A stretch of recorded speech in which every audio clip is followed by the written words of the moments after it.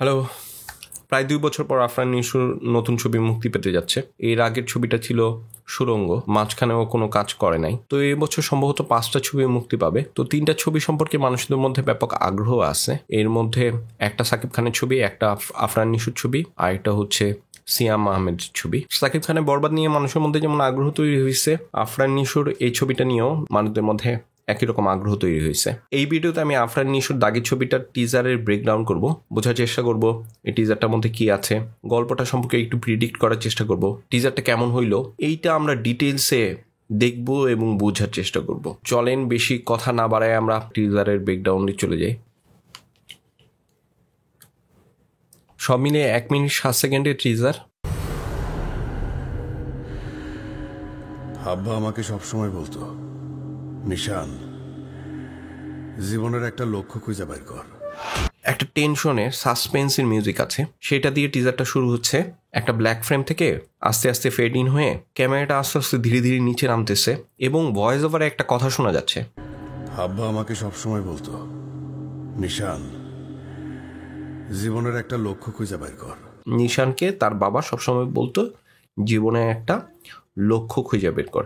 আর এখানে যদি ভিজুয়ালটা দেখি, এদিক দিয়ে কিছু পোলাপান হচ্ছে দৌড়ে যাচ্ছে, ক্যামেরার সামনে দিয়ে একটা ধোঁয়া উড়ে যাচ্ছে। কুয়াশা ছাড়া ধোয়ার অন্য কোনো কারণ নাই। আর এখানে পতাকাও আছে। এরকম পতাকা সাধারণত 16ই ডিসেম্বরে লাগানো হয়। এইখানে হাতে দেখেন, বাচ্চাদের হাতে কিন্তু পতাকা আছে। তো বিজয় দিবস, স্বাধীনতা, মুক্তিযুদ্ধ, এইগুলা মনে হয় গুরুত্বপূর্ণ একটা ভূমিকা রাখবে, নয়তো এটা দেখাবে কেন? জীবনের একটা লক্ষ্য খুঁজে বের কর। সাউন্ডটা বেড়ে গেল, টেনশনটা বাড়ায় দিল। এখন ওই সিনেরই আরেকটা শট দেখতে পাচ্ছি, আফরান নিশোকে ফ্রন্ট থেকে ধরা। এখানে কিছু মানুষজন দেখা যাচ্ছে, ওরা হচ্ছে আফরান নিশোকে বাহাবা দিচ্ছে, সাবাস দিচ্ছে, পিঠ চাপড়ে দিচ্ছে আর কি। ও এমন কিছু একটা করছে যেটা হচ্ছে সোসাইটির জন্য ভালো, এই কারণে লোকজন ওকে পিঠ চাপড়ে দিচ্ছে। তারপরে দেখলাম আমরা SBF এবং আলফাই, যারা প্রডিউস করছে এই ছবিটা, তাদের লোগোটা। এটা হলো প্রথম টাইটেল কার্ড। ব্যাক টু ক্যামেরার পর যখন আমরা জীবনের একটা লক্ষ্য খুঁজে বের কর ফ্রন্ট থেকে ক্যারেক্টারটাকে দেখি, তখনও চেনা যায় না এই ক্যারেক্টারটা কে। টাইটেল কার্ডটা ব্যবহার করার পরে আমরা দেখি ওর চুলটা বড় হয়ে গেছে এবং হাতের একটা ক্লোজ আপ দিয়ে শুরু হয়েছে। হাতের ক্লোজ আপে কিছু একটা ধরা, বোঝা যাচ্ছে না কি ধরা, কোনো ব্যাকটেক জাতীয় কিছু একটা হবে।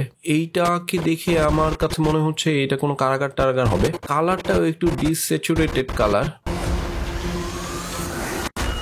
তারপরে আমরা আরেকটা টাইটেল কার্ড দেখলাম, এটা হচ্ছে চোরকি। এখন বুঝতে পারতেছি। এইখানে আবার লোকেশনটা চেঞ্জ হয়ে গেল, এইখানেও লোকজন দাঁড়ায় আছে। তো ডায়লগটা শোনেন। প্রথমে ডায়লগটা হইলো, আব্বা সবসময় বলতো জীবনে একটা লক্ষ্য খুঁজে বের করতে। তারপরে এখন বুঝতে পারতেছি জীবনের লক্ষ্য। এইখানে আবার দেখলাম যে মুডটা চেঞ্জ হয়ে গেছে। প্রথমে ক্যারেক্টারটা একরকম ছিল, রেসপেক্ট করতেছে সোসাইটি ওকে, এইখানে লোকজনগুলো কিন্তু ভয় পাচ্ছে ওকে দেখে। এবং তারপরই দেখলাম হাতে রক্ত, কাউকে মারছে টারছে কিছু একটা। এখানে মিউজিকটা একটু বেড়ে গেল, একটা ঘুষি শব্দ, একটা ক্যারেক্টার দেখলাম পড়ে যাচ্ছে। আমরা আমাদের নায়ক আফরান নিশোকে দেখলাম প্রথমবারের মতো। এর আগে দেখা গেছে সেইটা অনেকটা ধোয়ার আড়ালে ছিল, ফলে ওকে চেনা যায় না ভালো মতো। এইখানে প্রথম চেনা যাচ্ছে ওকে। এবং প্রথম শটে ওর চুল টুল ছোট ছিল এবং এরকম দাড়ি টাড়ি ছিল না। ও প্রথম জীবনে এমন কিছু করতো যেটা দিয়ে সোসাইটি ভালো হইতো, আর তারপর এমন কিছু একটা ঘটছে যে কারণে ও জেলখানায় চলে আসতে বাধ্য হয়, ওর দাগি আসামি হয়ে যায়। ওর লাইফের যে পরিবর্তনটা সেইটা বোঝা যাচ্ছে। এখানে মিউজিকটা একটু চেঞ্জ হয়ে গেছে। এর আগে টেনশন ছিল, সাসপেন্স তৈরি করছে মিউজিক দিয়ে। এখন হচ্ছে দেখেন, খেয়াল করেন আপনারা, যে মিউজিকটা চেঞ্জ হয়ে এখন বুঝতে পারতেছি জীবনের লক্ষ্য। লাথিটার পরই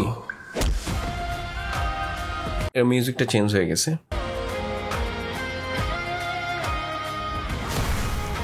এরপরে আমরা যে টাইটেলটা দেখলাম সেটা হচ্ছে দ্য বস রিটার্ন। এখন নিশোকে কেন বস বলে আমি জানি না, আপনারা কেউ জানেন যে ওকে বস বলা হয় কেন? এটা হইতে পারে যে আফরান নিশো ভালো অভিনয় করে এবং সিনেমায় কাজ করতেছে, ওর একটা নাম লাগবে স্টেজ নেমের মতো, এই জন্য বলা হচ্ছে দ্য বস রিটার্নস। এর আগে যেহেতু ওর সুড়ঙ্গ ছবিটা মুক্তি পাইছিল এবং ওইটা একটা দর্শকদের মধ্যে আলোড়ন তৈরি করছিল, হিট করছিল, এই কারণে আবার ও আসতেছে। বোঝা যাচ্ছে ওকে এক ধরনের ব্র্যান্ডিং করা হচ্ছে বস দিয়ে। ওর যেই ফ্যান বেজ আছে তারাও হয়তো ওকে বস বলে ডাকে। বস রিটার্নস হচ্ছে এইখানে দুইটা শট দেখলাম, এই দুইটা শটের কারণ কি আমি বুঝলাম না। এখানে নিশুর একটা ক্লোজ আপ শট দেখলাম, এই লোকটা কে আমি জানি না। হলে মুক্তি পেতে যাচ্ছে এটা বোঝা যাচ্ছে। তারপরে দেখলাম আমরা একটা লাথির শব্দ। জেলের দাগ একবার যা লাগছে সেই দাগই সারাটা জীবন। এখন এই ছবিটার নামটা যে কারণে দাগি সেইটাও ব্যাখ্যা করে দিচ্ছে, এবং এই ব্যাখ্যার সাথে সাথে আমরা যেই শট দুইটা দেখতেছি, একটা হচ্ছে যে নিশুকে লাথি মারতেছে, ওই যে ক্যারেক্টারটা এখানে ঢুকলো নিশু অবাক হয়ে তাকায় আছে, সেই ক্যারেক্টারটাই ওকে একটা লাথি দিল। লাথি দেওয়ার পর জেলের দাগ একবার যা লাগছে ও হচ্ছে পড়ে গেল।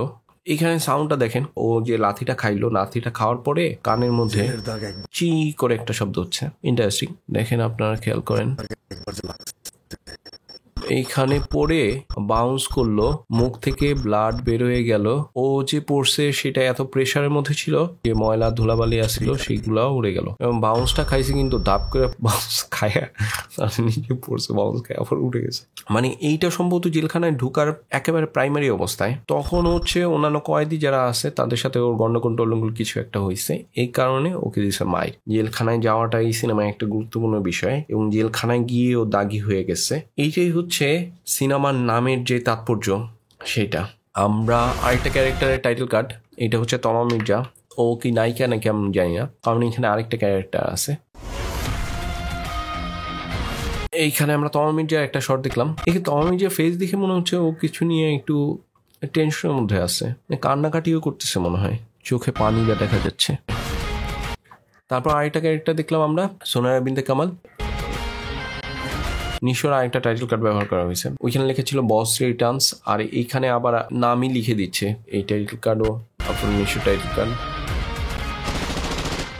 তারপর আমরা দেখলাম হচ্ছে আপনার নিশোর আরেকটা শট, যেখানে ও ব্যাগ কাঁধে নিয়ে দৌড়ে যাচ্ছে কোথাও। এইখানে আমরা দেখলাম যে কিছু মানুষ গোলাগুলি করতেছে,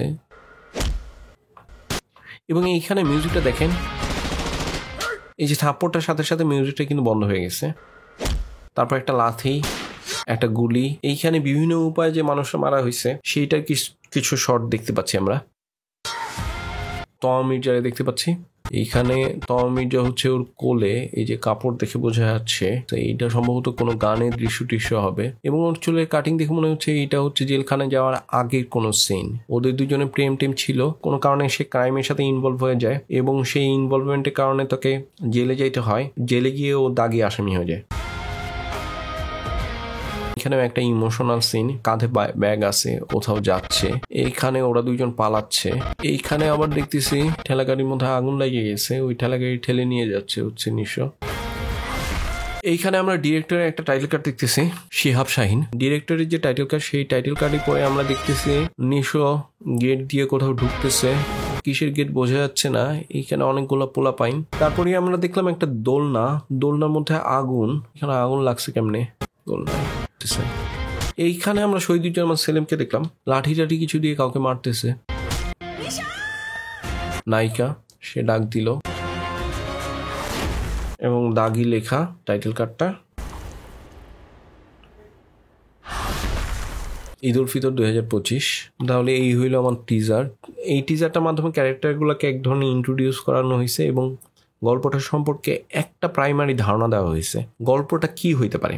এইখানে ওর চেহারা দুইটা অবস্থা দেখে মনে হচ্ছে যে এটা দুইটা টাইম পিরিয়ডের কথা বলছে। একটা হচ্ছে ও জেলখানায় যাওয়ার আগে, আর একটা হচ্ছে জেলখানায় যাওয়ার পরে। দাগি নামের সাথে জেলখানায় একটা সম্পর্ক আছে, এবং জেলে কেন গেল সেইটা একটা গুরুত্বপূর্ণ বিষয়। সাধারণত নায়করা কেন জেলে যায়, হয়তো এমন কিছু ওর সাথে ঘটছে, সেটা প্রতিশোধ নেওয়ার জন্য সেই জেলে গেছে, এটা একটা কারণ হইতে পারে। আরেকটা কারণ হইতে পারে ওকে কোনো কিছুতে ফাঁসানো হয়েছে। জেলে যাওয়ার আগে ওর জীবনটা অনেক ভালো জীবন ছিল, মানুষ ওকে অনেক পছন্দ করতো, লোকজন ওকে শাবাশি দিচ্ছে। তারপর কোনো একটা কিছু হয়েছে যে কারণে ওকে জেলে যেতে হয়েছে।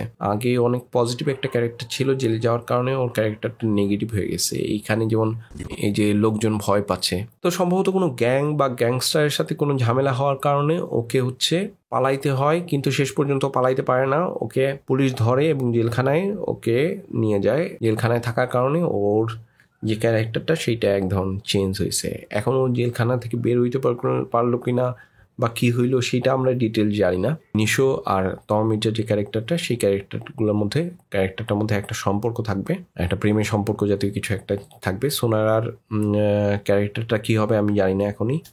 শহীদুজ্জামান সেলিমের ক্যারেক্টারটা কোন নেগেটিভ ক্যারেক্টার নাকি সেটাও বোঝা যাচ্ছে না। একটা শট আছে, মানে অ্যাকশন ড্রামা জনরার একটা ছবি এই দাগি, এটা বোঝা যাচ্ছে। এটার সাথে ক্রাইমও আছে, ফলে এইখানেও যথারীতি আমরা ভায়োলেন্স দেখতে পাবো। আমার কাছে মনে হয় এই ছবিটা অনেকটা সুরঙ্গ টাইপের ছবি হবে। বরবাদে যেমন অনেক এক্সট্রিম ভায়োলেন্স আছে, এইখানে সেরকম এক্সট্রিম ভায়োলেন্স না পাওয়া গেলেও এইখানে একটা ড্রামা অ্যাকশন থাকবে। শিহাব শাহীন এমনিতে অনেক অভিজ্ঞ একজন লোক, এর আগে অনেক কাজ করছেন, অনেক বছর ধরে কাজ করতেছেন, ফলে কিভাবে গল্প বলতে হয় এটাও উনি জানেন। এখন সিনেমাতে এসে উনি কি করেন এটা বুঝতে পারতেছি না। হোপ ফর দ্য বেস্ট যে এই ছবির একটা ভালো ছবি হবে, দর্শকরা এই ছবিটা হলে গিয়ে দেখবে, আর এটা হইলে আমাদের সিনেমার জন্য ভালো হবে। ছবিটা দেখেন, আর এই রিভিউটা যদি আপনাদের ভালো লেগে থাকে তাহলে লাইক, শেয়ার এবং সাবস্ক্রাইব করুন। সিনেমার সাথে থাকুন, সিনেমা কবির রেসিপির সাথে থাকুন। টাটা।